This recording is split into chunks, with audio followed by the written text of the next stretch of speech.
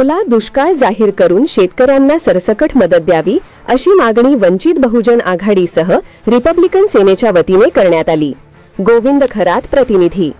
जिल्ह्यातील नुकसानग्रस्त शेतकऱ्यांना प्रति हेक्टर 50,000 रुपयांची तातडीची मदत द्यावी।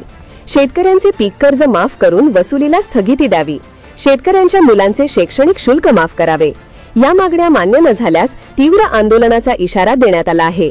यावेळी वंचित बहुजन आघाडीचे मराठवाडा उपाध्यक्ष दीपक डोके, जिल्हा कार्याध्यक्ष प्रमेश्वर खरात, जिल्हा उपाध्यक्ष सतीश खरात, रिपब्लिकन सेनेचे राष्ट्रीय उपाध्यक्ष डॉक्टर सुशील सूर्यवंशी, जिल्हाध्यक्ष लिंबाजी वाहुळकर, जिल्हा महासचिव समाधान खरात, जिल्हा संघटक मच्छिंद्र खरात, उपाध्यक्ष अरुण म्हस्के, सुरेश वानखेडे, रणजित माने, युवक जिल्हाध्यक्ष मुकुंद निकाळजे, विलास येडे, तालुकाध्यक्ष भीमराज खरात, तालुका सचिव कैलास लहाने आदींची उपस्थिती होती।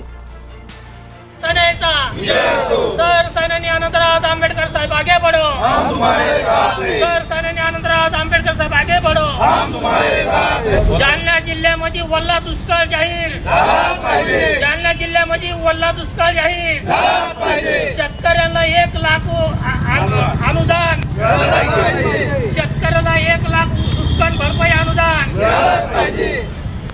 मोती बागाच्या तळ्यामध्ये भगवान बुद्धाची मूर्ती बसवण्यात आली पाहिजे। वल्ला दुष्काळ जालना जिल्ह्यामध्ये जाहीर अरे होत कसा नाही। श्रद्धे बाळासाहेब आंबेडकरांचा, श्रद्धे बाळासाहेब आंबेडकरांचा, वंचित बहुजन आघाडीचा।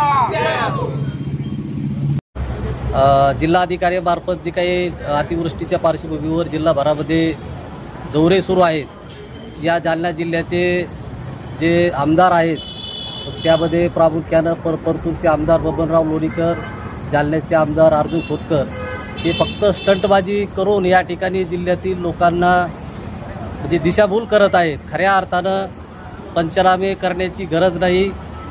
अशा पद्धतीचं या ठिकाणी ओला दुष्काळ आहे की खरोखर या ठिकाणी जी परिस्थिती आहे इतकी भयावह आहे की आता पंचनामे न करता सरसकट या ठिकाणी ओला दुष्काळ जाहीर झाला पाहिजे। आणि